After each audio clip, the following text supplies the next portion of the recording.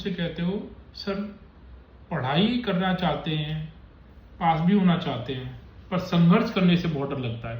तो संघर्ष करने से डर लगता है तो फिर कैसे काम चलेगा? संघर्ष तो जीवन का सबसे बड़ा आधार है।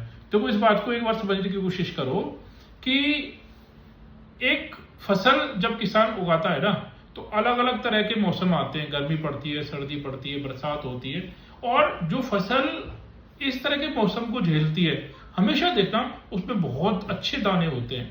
और वो फसल जिसको कि एक आप अनुकूल वातावरण दे दो, बहुत अच्छा वातावरण दे दो, उस फसल के दाने देखना हमेशा छोटे मिलेंगे। तो संघर्ष करना बहुत जरूरी है। अच्छा, मैं आपको एक कहानी सुनाता हूँ। इसमें एक लड़का था, उसको संघर्ष करना बहुत पसंद नहीं था। तो उसने क्या किया, भगवान की प्रार्थना की और भगवान से कहा कि हे भगवान, दर्शन दो, कुछ ऐसा करो कि जिससे कि मेहनत ना करनी पड़े और मैं पास हो जाऊं। भगवान ने कहा ठीक है। भगवान ने दर्शन दिए। अब भगवान से उसने जो मांगा था, भगवान ने कहा ठीक है, तथास्तु। और उसके पास तो ये शक्ति आ गई। अब तो उसने क्या किया, पेपर भी खुद बनाया, डेट भी खुद फिक्स करी, पेपर चेक भी खुद किया। अब तो पास होना ही था, पास भी हो गया, अच्छे नंबर भी आ गए, बढ़िया डिग्री मिल गई। डिग्री लेके वो बाहर निकला।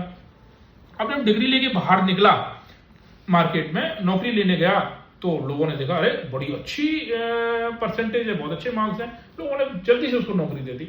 अब नौकरी तो दे दी क्योंकि अनुकूल वातावरण में वो पढ़ा था, तो उसको वो चीजें थोड़ी पता थी जो संघर्ष करना था।